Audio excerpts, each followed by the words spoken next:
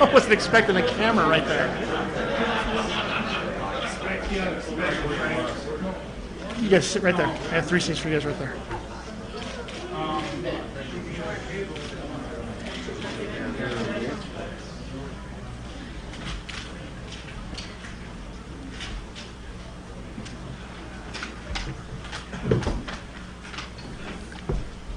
There's more people than I thought would be in this room. This is something else. If everyone could shut their cell phones off, make sure it's on vibrate, silent, something like that. Some of us have some crazy rings. I know I do, so I've got mine off. I want to thank everyone for being here, especially the folks that are watching on the mountain today as they watch this press conference. Just want to give you a little bit about the order of how we're going to do this. President Schmidley is going to give opening remarks. Then we're going to bring it right to Paul. President Schmidley's not going to answer questions up at the podium. He is available afterwards. Paul, I want to give some time for Paul to speak. He's got some information I think that everyone wants to hear. So Paul will speak. He will open it up for questions at that time. After a little bit, Paul will introduce George Barlow as our 30th head coach. George will speak, answer some questions. We've got to get Coach Barlow ready for practice, so he won't be up here all too long. He is available after practice as per our normal. We'll have a few players available as well. The practice schedule for today, like it normally is open to the media. You can film as normal. We'll have some players. Everyone needs to understand there are some players that still are not comfortable with talking about what's going on. I ask that you guys respect that. I do have 4 seniors, along with some other guys, but 4 seniors have agreed to speak to everybody. Lucas Reed, James Aho, Anthony Hooks, and Carmen Messina will meet with the media for sure after practice. There'll probably be a couple of other guys as well. So with that, it's my pleasure to introduce the president of the University of New Mexico, David Schmidley. Thank you, Frank, and welcome, everyone. I'm here this afternoon to support Vice President for Athletics Paul Krebs and the decisions that have been made the last 2 days. We've worked hard at the University of New Mexico to integrate athletics into the fabric of the university, and I believe the decisions we'll be talking about this afternoon are in the best interests of the university, athletics, and our football program. I'm also here to support our players and coaches. They are continuing to work hard both on the field and in the classroom. Events like these are difficult for everyone involved, but for no one more than Coach Locksley and his family. I know he had the greatest hopes and aspirations when he joined the Lobos, even though he had to deal with fewer scholarships and other program limitations due to problems that occurred long before he came on the scene. We've got to remember that coaches are responsible for these young men as student athletes, and Coach Locksley's players have done outstanding academic work. Last fall, 13 Lobo football players made the Mountain West All-Academic team. That's the most ever. In the spring of 2010, they had their second highest GPA in the past 10 years. Coach Locksley has also instilled in his players the spirit of community service. Last year alone, Lobo football amassed 560 hours of community work, speaking in classrooms, visiting hospitals, working with boys and girls clubs. Despite the disappointments on the playing field, these student athletes will emerge as better, more compassionate, well-rounded individuals, which is a testament to their time here. I want to thank Coach Locksley for his hard work and energy and wish the very best for him and his family as they move on to the next phase of their lives. I've gotten to know them personally and hold them in the highest regard. I also want to thank and challenge our wonderful Lobo fans. I want to thank you for your patience, and I want to challenge you to join and support us now. We need you more than ever. I ask that you rally around Lobo football coach Barlow and our entire team. We've got a huge game here this weekend against New Mexico State. It's the Rio Grande rivalry, and we need our fans to come out and support their Lobo team. Thank you. And at this time, the Vice President of Athletics, Paul Krebs. Thank you, Frank. I want to take some time to kind of walk everybody through the timeline of the decisions we've made, a little bit about where we've been, and most importantly, where I think we're headed. As you all know, Coach Locksley's been fired. We've replaced him with George Barlow as our interim head coach. In the end, Coach Locksley was 2-26, and we had a really, in my opinion, a divided, apathetic fan base, and it was time for a change. The timeline, when we talk about when the decision was made, why was the decision made, when it was made, I think we have to go back to, at the end of last year, consecutive 1-11 seasons, Coach Locksley and I had some pretty extended, pretty detailed conversations about the future of Lobo football. Certainly we were concerned about the lack of wins, concerned about some of the embarrassment off the field, but in his opinion and in my opinion, we thought the program was headed in the right direction. President Schmidly alluded to some of the scholarship limitations, which there's no question those hurt us. But I was excited about the future. I think Coach Locksley was very positive. His history at being with other programs thought year 3 was going to be a milestone in turning the corner. And we also recognized the first 5 games of the year were going to be very important litmus test of how far we had come. I think Coach was excited enough, felt good enough about what had happened, and certainly while I was very positive, I thought I needed to do what was in the best interest of the university, and so we discussed renegotiating Mike's contract, made an amendment where there was some provisions for a reduced buyout on behalf of the university, as well as an incentive to incentivize Coach Locksley should we have the successful season like we thought we were going to have. I think suffice it to say, not only were we not winning, but some of the mistakes, the penalties, the turnovers, the intensity during the games, after 4 games, I frankly got to the point where I didn't think there was change. We weren't any better. And while we were still a young team, we weren't playing the way I thought we should be playing. We weren't showing the progress that I thought we expected to have. Mike and I always talked about Sam Houston State and New Mexico State being kind of big markers in terms of the progress of the team, and losing the game Saturday night in a very disappointing loss, and then the incident that happened Saturday night, which I will go into in significant detail. At that point in time, I had a very brief conversation with Mike after the game, very limited conversation, but I think anybody in a position of leadership understands that you don't make a decision in the heat of the emotion. I certainly was not going to make a decision Saturday night.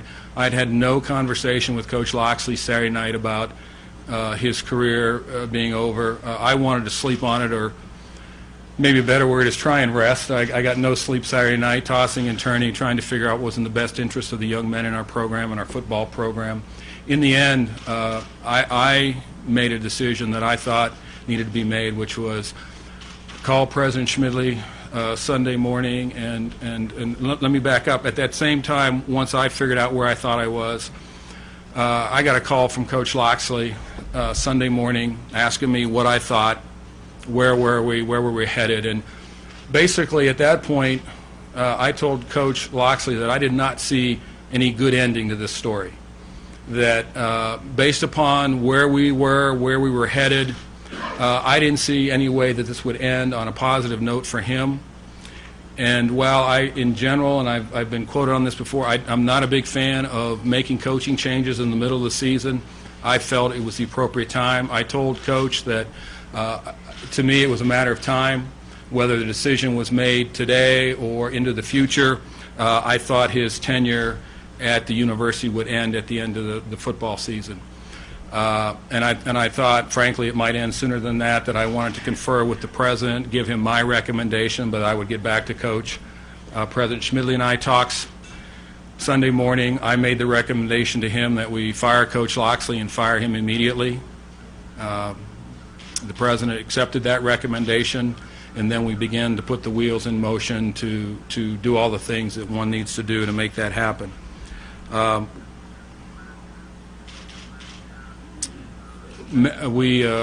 had a subsequent conversation with Mike and Mike's agent, Trace Armstrong,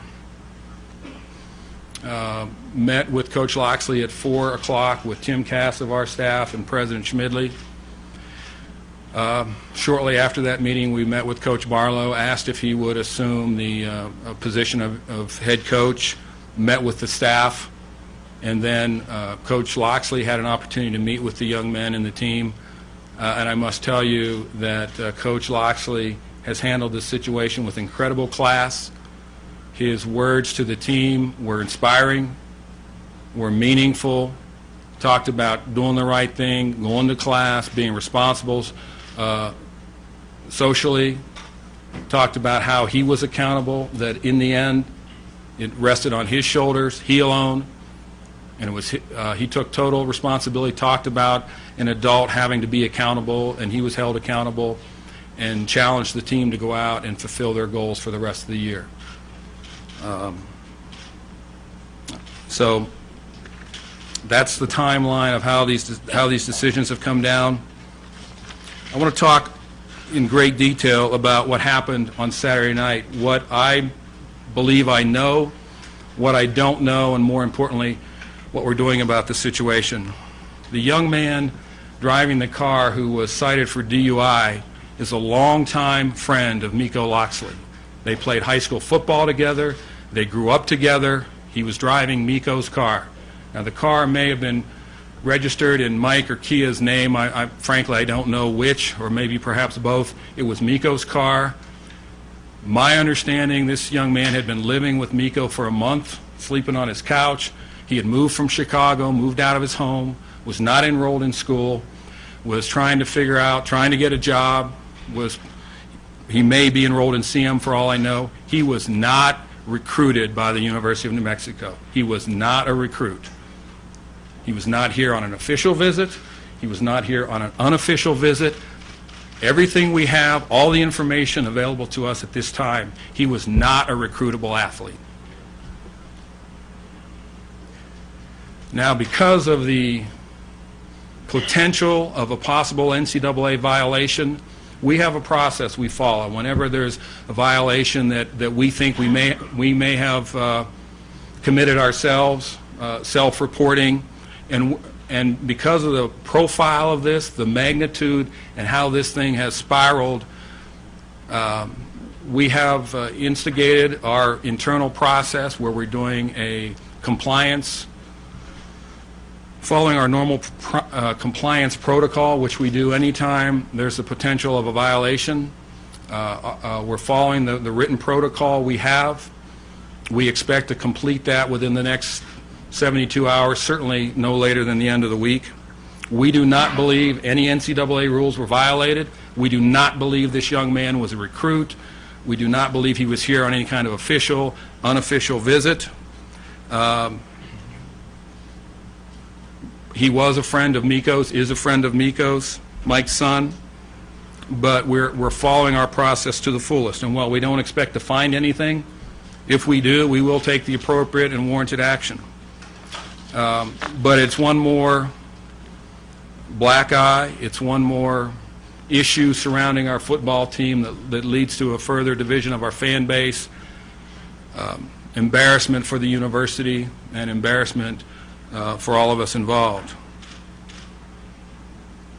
I want to talk a little bit about the economics of this situation. I think most, by now, over the past 3 years, we've had repeated requests for Coach Locksley's contract. I can't believe anybody in the media doesn't have a copy of it. Countless copies, but we brought copies here so that if there's any question about what is in the contract, what is in the addendum, you all have a copy. As with most university employees who are dismissed in the middle of a year, of a contract year, we owe Mike the majority of his salary. Basically, we owe him minus a marketing component for the rest of this year and $150,000 for the next 2 years. And we're in discussions with Mike's agent to finalize his departure from the university. That's not finished. Obviously, if some major violation or violations period showed up as a result of our investigation, it may change the way this departure occurs, but we do not expect that to happen. We will use no student fees, no state money to this compensation that is owed Mike Locksley. Many people don't know, nor do they understand, that we self-generate 85% of our budget. By our reckoning, that's the highest percent of self-generated monies in our conference. We're very proud of that fact. And we'll use other sources of revenue. We'll seek donor funds, and we'll seek to raise money, but we will not be using state money or student fees to pay off Coach Locksley. I know the question will be asked, can we afford it? I don't mean to lecture, but let me give you a little sense of how I think college athletics works. College athletics is a coach-driven enterprise, coach-driven. The great programs are great because they have outstanding coaches, whether it's Coach Alford of our staff, Coach Birmingham, Coach Nelson, Coach Franklin, you go down the litany, Coach Fishbein of our great coaches. You're only as good as your head coach. The head coach recruits, hires the assistants, they recruit the student athletes, they demand the accountability in the classroom, on the playing surface. You're successful in college athletics because you have great coaches. We compete on a national level. We're not competing against New Mexico State. We're competing nationally for talent, for recruits, and for head coaches.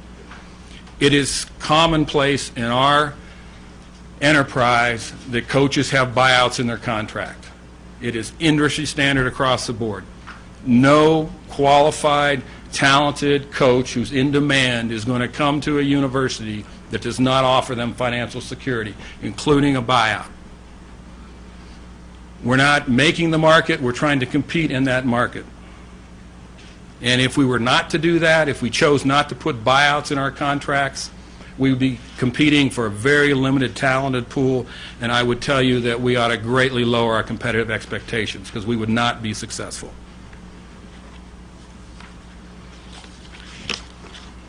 From 2003 to 2009, the last 7, well actually not counting the last 2 years, the previous 7 years, we've averaged almost $2 million in ticket sales. Almost $2 million in ticket sales, 1.95 to be exact by my numbers. A high of 2.1 and a low of 1.7 million. This year, our projections are somewhere between 1.2 and 1.4 million in ticket sales, probably end up about 1.3 million. That's 650,000 below our average and almost 800,000 below the high. We had to make a change. We needed to make a change. We expect our fan base to rally. Lobo fans are great. If we put a product on the field, we do the right things, our fans turn out. Doesn't matter whether it's volleyball, soccer, basketball, you name it. And our season ticket sales dropped 25%, their lowest point in the last 7 years. People were not coming to games. We were not generating the income we need to make this program work. So with this change in staff and moving forward, we do expect to see a rebound there, and the revenues will be there to support the program. In my opinion, Mike Locksley's a good man. He's made some mistakes in judgment along the way, but we all do. But he's a good man. What I know is he's an outstanding recruiter. He's put our program on solid academic footing. He talks constantly about social responsibility for the young men in our program. We have good young men in our program. And he's preached accountability. His message walking out the door was, guys, be accountable. But there's a black and white to what we do, wins and losses. We're 2-26, and we've had off-the-field issues. As the athletic director, I'm judged by who I hire and how successful our hires have been. This was not successful. This did not work out. Hindsight's 20/20. If I'd have known now, if I knew then what I knew now, would we have made a different decision? Yes. When you hire an assistant coach, there are calculated risks you take. But please understand, Coach Locksley was in high demand. He was incredibly well thought of nationally. At the time we hired him, he was a finalist for 2 or 3 other head coaching jobs.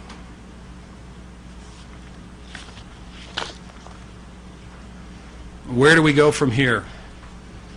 I think this is a great job. We're in a tremendously competitive conference. The dynamics are changing. But I constantly hear about what we don't have in facilities, what we don't have in financial support, and I'm here to tell you those facts simply are not correct. We have outstanding facilities. They compare very favorably to our peers in our conference. Our coaches' salaries are some of the highest in our league. Our budgets are some of the highest in our league. The idea, the myth that we're underfunded in football is simply not true from my perspective. We spent $16 million in the last 4 years on facilities in football, or facilities that greatly benefit our football program. We've raised salaries. We've raised annual support. I love it here in New Mexico. The Texas Tech AD, Kirby Hocutt, as we were standing at yet another lightning delay at the football game at Texas Tech, pointed to the mountains, pointed at our facilities, said, "This is incredible. I've never been here before. What a backdrop for college football." He's absolutely right. We can be a very good football team. We can compete nationally. I see no reason why that can't be done. Now, I have a favor to ask. We've got 85 guys in our locker room that are hurting right now. We've got a football staff that is committed to Lobos, that is committed to the University of New Mexico. Our fans need to turn out Saturday. This is our biggest rival. Whether you like Paul Krebs, whether you like Mike Locksley, whether you like President Schmidley, this is cherry and silver versus the Aggies. Damn it, our fans need to respond and support our team. And I challenge our fans, I challenge our lettermen, I challenge any Lobo fan to be here Saturday. We have the best fans in the country. It doesn't matter the sport. When we're good, they turn out, they show up. Our guys are dedicated, they deserve the support, and I would ask that we turn out Saturday and cheer on a Lobo victory. With that, we'll open up for questions. There's a lot of media folks here. I ask that you get recognized by Paul. We're going to look at you, a question and a follow-up, then we'll pass it on to someone else, please. Coach, I'm sorry, Krebs. There was it's written in the contract, just cause for termination, a repeated violation of minor rules. Was that discussed, and did the university investigate that to try and avoid a larger violation? I think it's safe to say that we've investigated and are aware of what's in the contract. As I said, we're not finished with our discussions, but if there were a buyout for a cause, you certainly would know about it. Coach, when you're talking about the economics of the athletic department, I'd like to, if you could, tell us what are the expenses of the football program versus the revenues that it takes in? And what is the gap, the difference there? You know, Stuart, I probably, off the top of my head, without numbers in front of me, I cannot sit here and tell you, here's what we generate in expenses, here's what we generate in revenues. The expenses are fairly easy to quantify.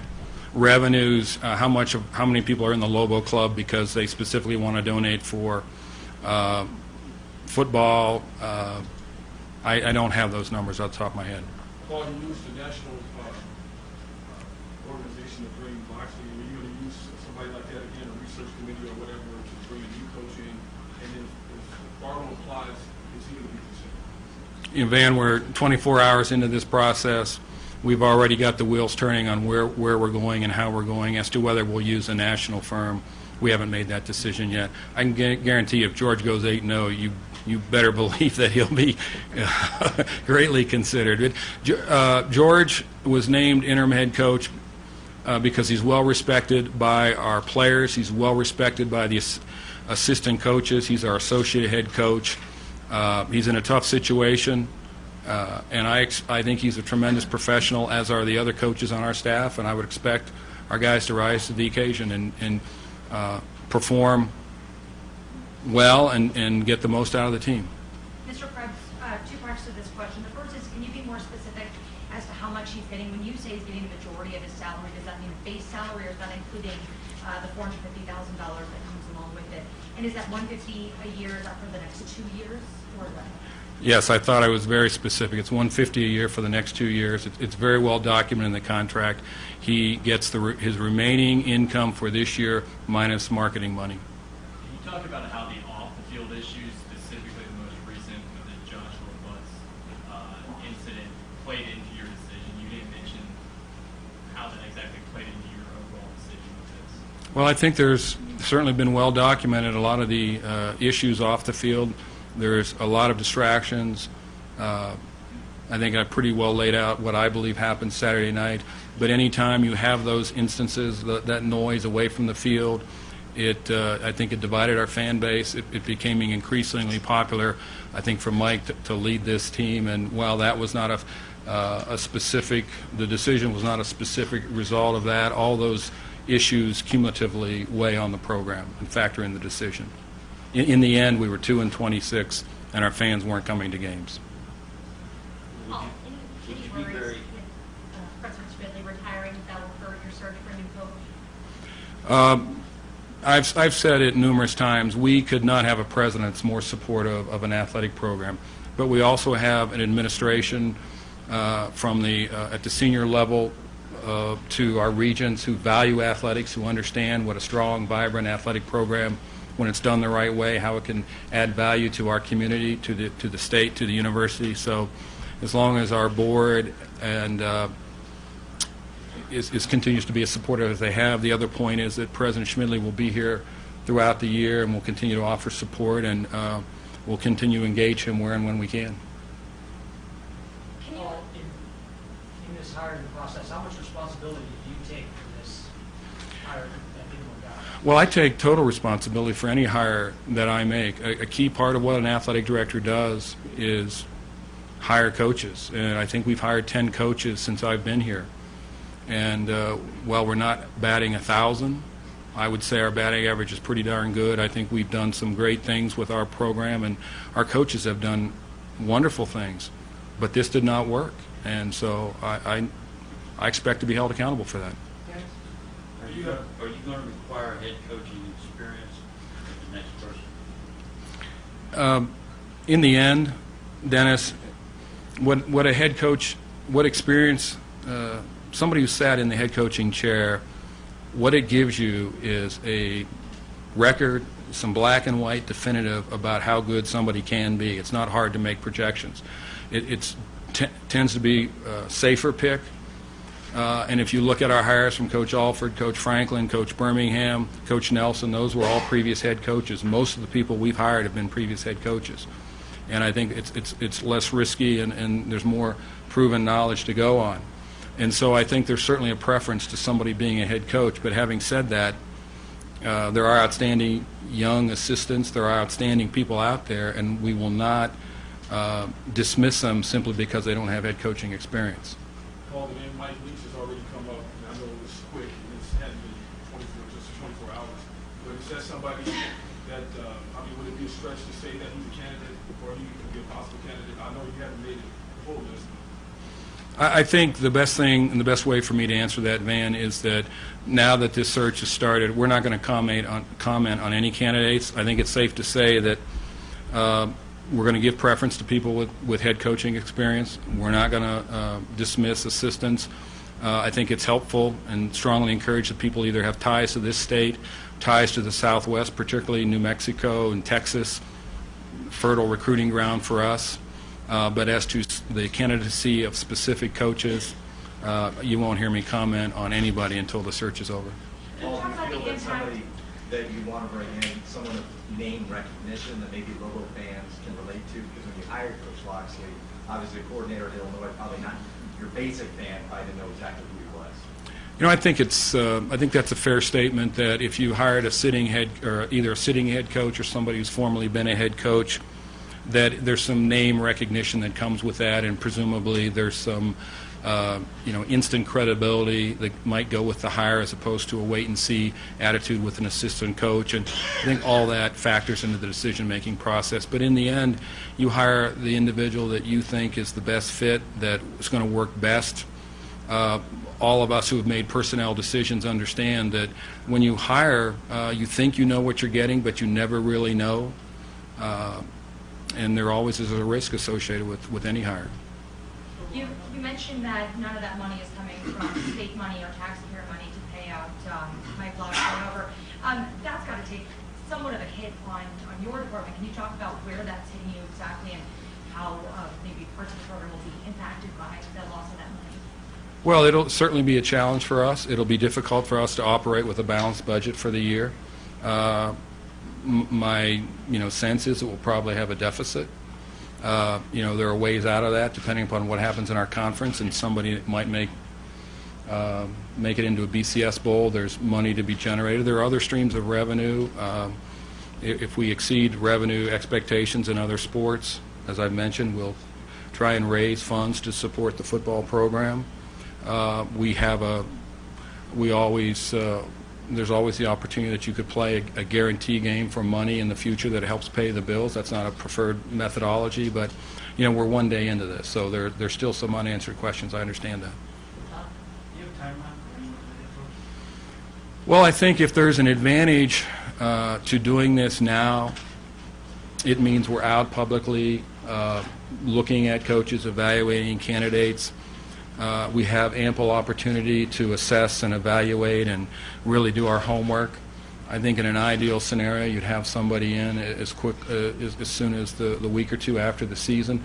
But if there's somebody coming from the NFL, if they're a head coach whose team is in a bowl game or still playing or an assistant at a BCS level school, that timeline might not work for them, and so it really depends ultimately on who the person selected is. You mentioned that in the off season you thought this team would be successful after back-to-back one-win seasons and retaining Locksley. Can you kind of explain why you had that optimism? Well, I think we've tried to allude to a couple of them. We had scholarship limitations; those have been slowly being reduced to where we had more young men in our program. I thought, in spite of all the issues that occurred, Mike's an outstanding recruiter. We have very talented young men in our program. The talent pool was increasing. We have better athletes, bigger, stronger, faster. I think the changes he made in his coaching staff were very positive. I also saw a lot of young players who were maturing and growing, so I thought there was a reason for optimism. Paul, is it not appropriate to hire a coach before the end of the season, giving these coaches currently on staff the opportunity to win a job or to impress you, or can you name someone before the Boise State game? In the end, Scott, it depends on who we're looking at. I mean, if obviously somebody is currently coaching, no matter where that is, it might make it difficult for them to leave before our season's over. I don't want to sit here and say we can or can't do one or the other. I think when I'm asked the timeline, I think a reasonable timeline is the end of our season. Does that mean we could do it sooner? Potentially. My guess is it's more likely that it's going to occur shortly after the end of our season, which is we play a game in December, which is very late in the season. I think that's probably a reasonable starting point, and then again that changes depending upon who's in the pool and who our finalists are. So as a follow-up, does that hinder your opportunity to recruit for that first year for a coach that may need to fill some holes? I don't think so. In the end, Scott, you're not recruiting for 1 year. You're recruiting for a program. If somebody's here in early December, it's a challenge. You're on a little bit of a fast track, but certainly it can be done. I think the real advantage that I see is we've got time and we can really do some exhaustive research and try and get the very best candidate we can, and we're not going to be compressed to make decisions in a very short vacuum. Paul, you talked about bigger, stronger athletes. Are you concerned about any of those guys leaving the program?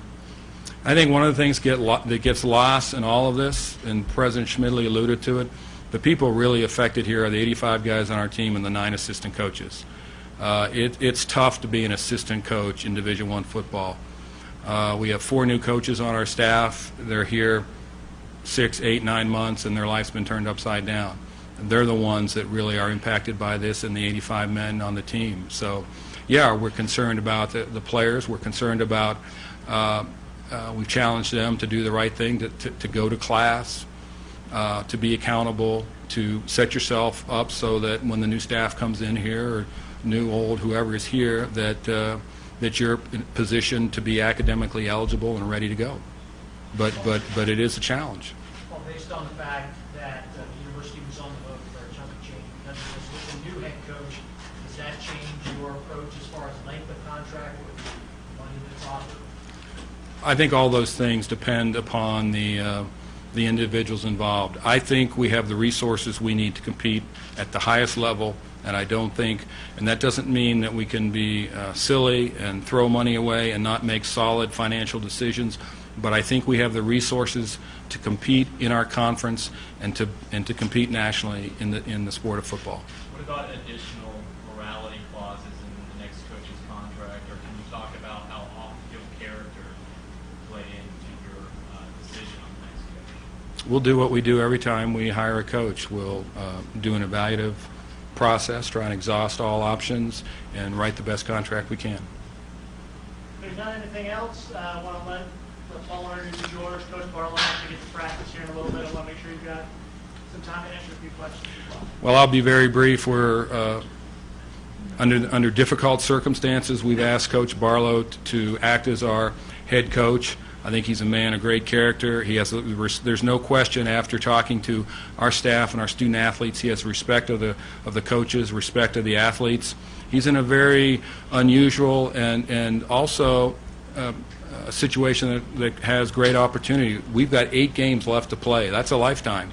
And as an interim head coach, to be in the lead for 8 games, I think he has a chance to let his personality, his style, his leadership emerge. And we think under challenging circumstances he will do a great job. So, Coach George Barlow. All